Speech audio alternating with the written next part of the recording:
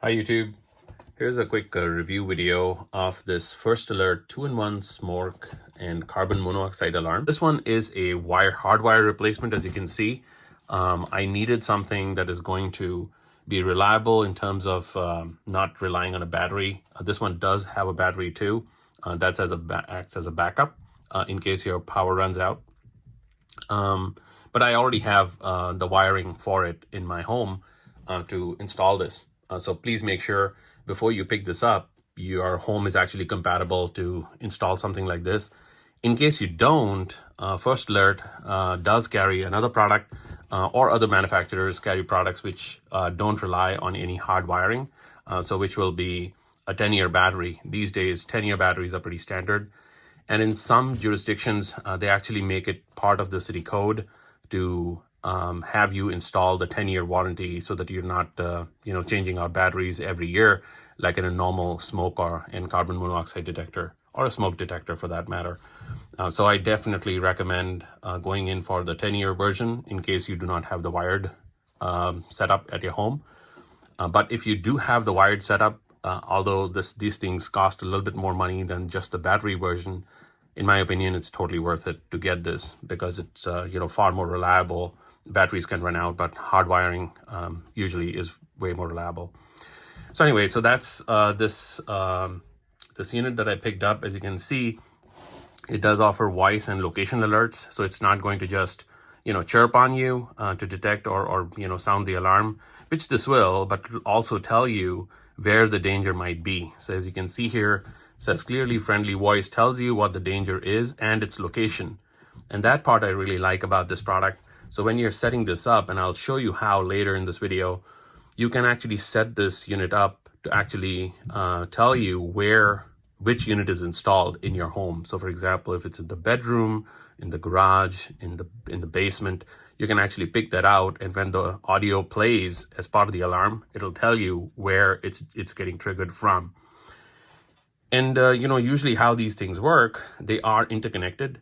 So if you install something like this at your home, and your home is set up for creating a relay of that alarm, if a smoke or carbon monoxide event is detected, let's say in your kitchen, and it's all connected as part of a network, all the alarms in your home will start playing at the same time because it acts as a relay to trigger that alarm. And I like that because you might not be in a certain part of your home, and if an event unfortunately does occur like this, you want that early warning. So that's what this is capable of handling. Another thing to point out is that this one does have the easy adapters built in. In my installation, I'm not using that, but in a lot of homes, you have this setup already available. So the installation of this thing will go far easier because there's no wiring to mess with. But we'll see how that goes when I show you the install later in this video. So anyway, so that's that. If I flip this over, you can see it's the early warning interconnect I was talking about. The quick connect plug, which is just makes it easier to swap one out if you have to. And of course, there's a battery backup built in case you have a power outage. It also shows you a map of where you should be placing something like this. And the precision detection that it talks about is really its ability to handle and give you a warning as early as possible. So, it's got that tech built in. Usually these things run for about 10 years. So even though, these things last a long time, but at 10 years, you do need to replace these things. Very similar to the battery installation version. Although this is a hardwired version, it is recommended that you replace it after 10 years, just because its sensors might go weak over time, and you want that protection. So that's enough about what it says on the box. By the way, maybe one more thing I want to point out is the model. Some of you might be interested in that.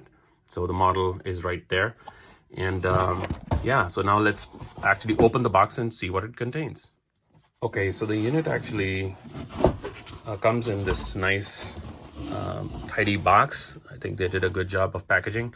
And you'll find the two units in here. So I'll take out this humidity thing away and take out the main two units. think the best way to do this would be to pull this out like that. And you'll also see this little package, which I'll show you in a moment what it does. And there are these two units, right? And there's really nothing else in the box, right? As you can see, that's about it. So let me put that aside. And if you look at the main unit, it does, come with this tab, which basically tells you that it has not been activated yet. There are batteries in there. I'll show you in a moment. So when you're ready to install, what you really need to do is to make sure that you have everything, that you're supposed to. So there is this base unit, and it does have the wiring, and I'll show you the wiring portion in a minute. But this is the base that goes onto your ceiling or to your wall, where you're basically just, putting it here and tightening it and screwing it in basically, and it holds in place. So you need to install the base plate first onto wherever you're wanting the installation to be done, and should be pretty easy beyond that. So you want to make sure that you have both of these, ideally in a fresh box like this one. You don't want the tab to be already pulled out. If it is, I would recommend that you return it to the retailer that you purchased it from. You want to, keep it like this. So I don't know if you can read it. Let me place my hand so you can actually see what it says there. Yeah, so you want to make sure there's that. And you want this piece of wiring as well. So the unit actually comes with multiple sets of wires. So let me open this pouch here and show you what it really contains. So you'll see there's a bunch of wiring that is provided to you, along with some documentation. This sticker here basically, is the warning sticker, which you want to place wherever you install this, ideally. And there is this guide, the user manual, that they also provide you. But because of this video, we won't need this, hopefully. And then you have the installation of adapter plug information if you need that. So what they basically give you are these adapters. This one comes usually packaged inside the way you just saw it. It'll be placed somewhere here and screwed in. That's how this will arrive. And these things the main adapters will be in that pouch. Now, what happens is that, in a lot of newer homes, you will have this kind of an adapter where you're going to basically, take this part, which is the female part, and the male part is built into the main unit, and just plug it in. And this part now, if it's like that, all you need to do is plug this into the wall if it's already pre-wired on the other side. If it is not pre-wired, and there are two standards, by the way, there's this standard and there's another standard that is going to look like this. I don't remember the names of these standards, but it's easy to look, right? So it's got a 3-prong over here like that. Hopefully you can see it. And this one is flat, right? It's horizontal. So it's the shape that really is setting this, apart as far as the standard goes. The rest on the other side is really the same because it all hooks up into this part of the main alarm. So, and they give two of these to you. And here is the unit that I'm actually going to be using, because in my home, I don't have the wiring set up for this. Of course, if you do want this done, you can get your, that slot where this goes, where the wiring is provided to rewire and, create the female version. So this can just be popped in. But that's something that they don't supply the unit with. You'll have to purchase that separately and get that wiring done if you do want to make use of any of these adapters. Long term, in my case, I didn't feel the need for getting that wiring done, because these things, once they go onto the wall, are ready to go for 10 years. It's not something I'm messing with all the time. So I'm comfortable doing the hard wiring, and I'll show you that process later in this video. Okay, so in case you're going to do a hard wiring instead of those adapters, then these wires are very important to you. So as I mentioned earlier, this thing simply goes in here, and this is where you'll have to wire this. Now you'll notice that they supply you with 3 wires. There's a black, which is usually the hot wire or the positive. You have a white, which is the negative, and then you have this orange wire. And this is usually going to come sealed, as you can see, which is not the case for these two, right? Because they definitely need to expect you to wire these in. This one is for the relay. So basically what happens, as I was mentioning earlier, you have multiple units like this, and if you want them to alert, so create like a relay of alerts across the entire house, then that wire is necessary. And a lot of homes or a lot of applications won't have that situation. They don't, if you're not planning on having this as a relay, or you don't have the right wiring for that, then obviously this won't be used, in which case they have sealed it off, right, completely. So they don't want this to have, cause any accidents. In case this was not sealed the way it is, it can, by accident touch one of these other wires and create a short. So to prevent that from happening, they have sealed it off, assuming you won't use it. But in case you do, like in my case, I would use it. So I'll need to strip this top portion off completely. And it's easy to do using a wire cutter. And you can just, take out the top portion, very similar to this. And then you expose it just like that. And then you can, splice it into the relay wire that's already there, assuming you have that set up. So don't get confused when you see this. It is meant to be, taken out when you actually want to use it. Okay, so before you start installation, it's a good idea to actually go to your wall panel in your room, and you should see a panel, something like this, and you should open it and turn off whichever, room you're trying to get the installation done to. In my case, I've tried this. I don't seem to be able to find which switch actually disconnects that particular spot where I'm going to install it. So just to be on the safe side, I'm going to turn off the main power. Obviously, this is all temporary, but I highly recommend that you do this before you start the installation of the wiring. So come here to the wall panel. I'm going to switch it off. The lights are going to go off, but I'll show you back to the room how the installation goes. And once the wires are all connected and we're done with the installation, it's a quick process. We can come back in here and turn it on, obviously. So let's switch it off now. Okay, so when you're ready to actually install the alarm, the first thing you'll have to do is actually pull out this tab, and that will basically activate the battery. So let's do that now. Welcome. First alert carbon monoxide and smoke alarm. No location programmed. To select location, press and hold test button now. Press and hold test button to test unit. Okay, so as you just heard, the moment I disconnected this tab from the battery, it is asking me to set the location on where this is going to get installed.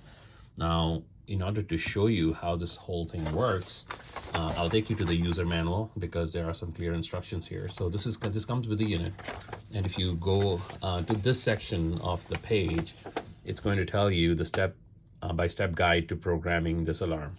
And this part of it actually tells you how you're going to program it to some available locations. So you can see down here, it shows you what are the available locations. Now this is preset, so you can't actually add more locations, unfortunately. But this is basically telling you what are your options. So all the way from basement, utility room, guest room, child's room, master bedroom, to no location if you prefer it that way. So those are your options basically. And the way this works is you are setting in the two batteries. So when you do that, you'll hear what you just heard, welcome, and then no location program, and to select, press and hold the test button. Now then press and hold the test button if you would like to program the location, and to save, you have to press and hold the test button after location is heard. So it's going to basically speak all the locations one at a time, and then you will basically press to activate or set that to that particular location. So I'll show you next how this actually works. Now, if you want to, again, since I already removed the tab, we want to set this, I will need to take out the battery and basically repop it, and it should repeat that same program again. So let's do that now. So as you can see, this comes with nice Duracell batteries, and if I pop it in, Carbon monoxide and smoke alarm. No location programmed. To select location, press and hold test button now. To save location, press and hold test button after location heard. Basement. Basement programmed. Press and hold test button to test unit. So since I pressed and held it on, I never released it. The first option was basement, And since I never released it, it thinks that I want to set the basement, which was the first option. So I'm going to actually set this to child's bedroom. It's one of the predefined options. In order to do that, I'm going to restart the whole process. So all I need to do is take out the battery unit and pop it back in. Welcome. First alert carbon monoxide and smoke alarm. Basement programmed. To change location, press I'm going and to change hold it, obviously. test button now. So To I press save it. location, press and hold test button after location heard. Basement. Child's bedroom. Now I left it. Dining room. You just Family heard room. child's bedroom was Guest one of the bedroom. options. Hallway. Kitchen. Living room. Master bedroom. Office. Utility room. Since I missed my No location. chance, No I'm going to location wait. programmed. Press and hold test button to test unit. So I missed it since I was talking to you. The second option or third option was child's bedroom. So I'm going to actually do it again.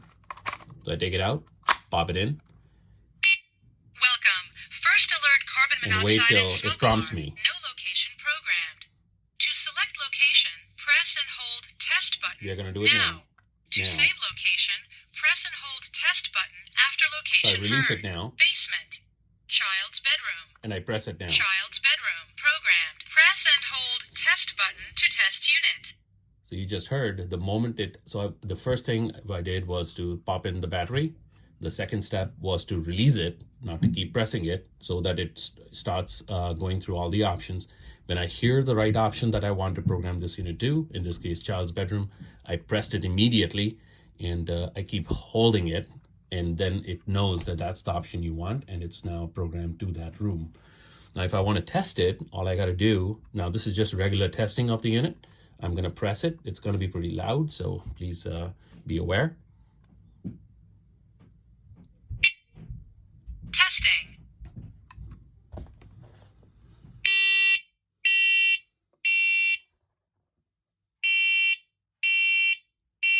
Warning. Evacuate. Smoke in child's bedroom. Evacuate. So as you can hear, it did the testing, and it actually said child's bedroom. So let's say the smoke alarm went in that specific room, I would know that it's the child's bedroom. And that's the advantage of setting the rooms. Warning. Evacuate. Carbon monoxide in child's bedroom. Evacuate. Okay, this is part of the feature set that I really like. That it actually. Highest carbon monoxide level was 0 ppm. All right, so obviously the test passed, and it's 0 ppm. So there is nothing in the air we need to worry about. But as you can see, in a regular unit, you can't really tell where the alarm was sounded in which room. And so if you take the time to actually set it, you would be known, or you would be notified, through the alarm that that's the space that is affected. So now next step, we have already tested it. We have set the pre-arranged room, and now it's time to install it. And for doing that, we will need to actually install the base plate first, and I'll show you when we start the installation next. Okay, so before we get started with the installation, what I did is basically took out the existing detector, the smoke detector, and there's this device. You can get it from any electrical hardware store.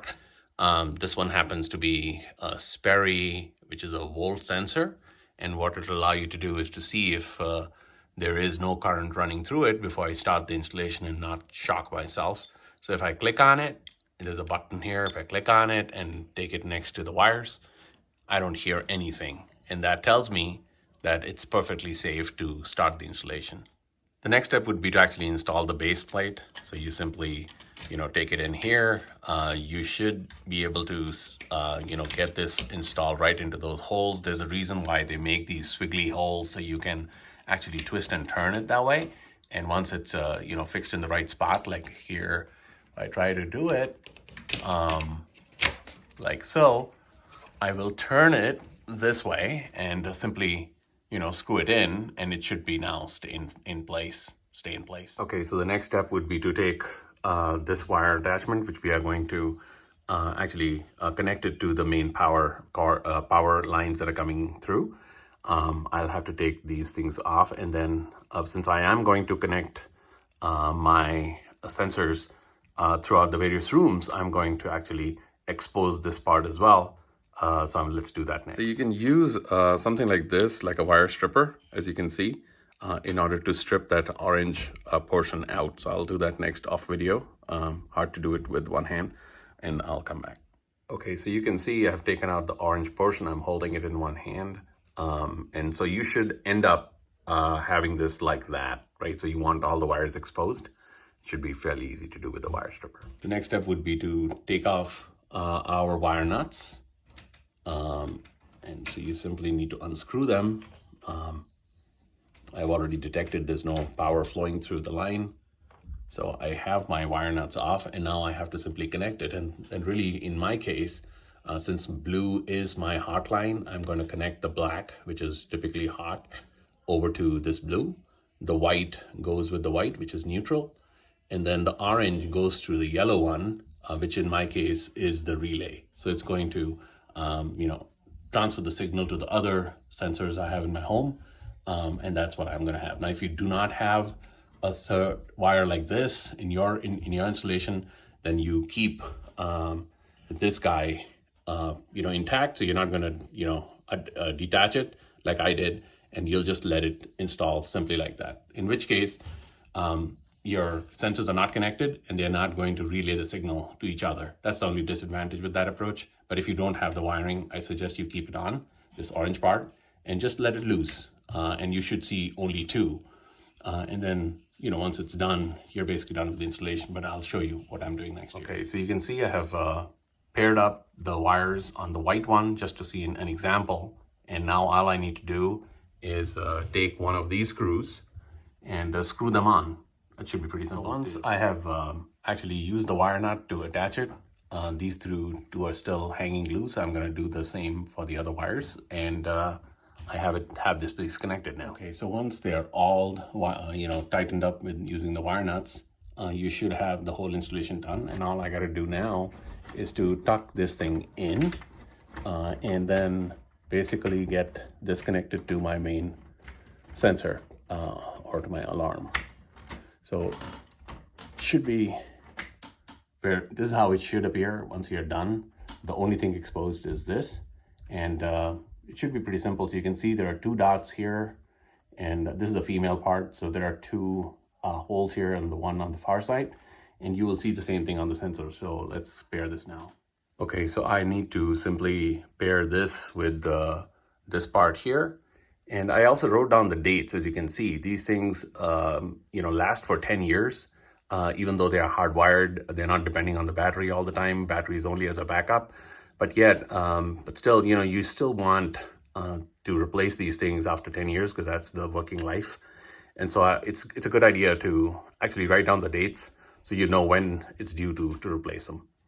Okay, so you can see I have this now, slotted into the sensor. And I can now simply take this and screw it right in. And so now my installation is essentially complete in this room. Go ahead and test it one time. And obviously there is no power, so I can't test it right now.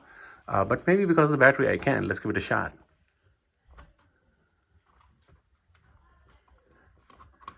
Now, I think Welcome. First alert carbon monoxide and smoke alarm. Child's bedroom. Programmed. To change location, press and hold test button now. Press and hold test button to test unit.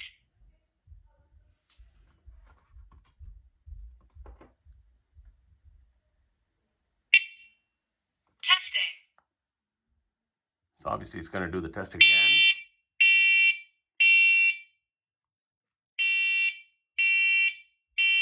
Warning.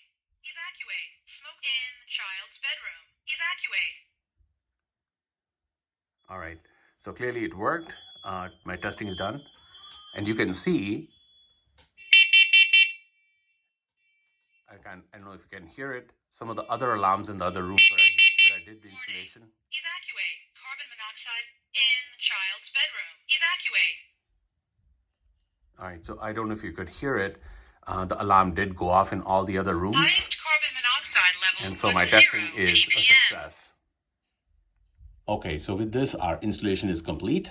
We have done the the installation and the testing, and it all seemed to be connected. So we are good to go. Hopefully you enjoyed this content. If you liked it, please like the video and subscribe to the channel, and I'll see you in the next one. Have a good day. Bye-bye.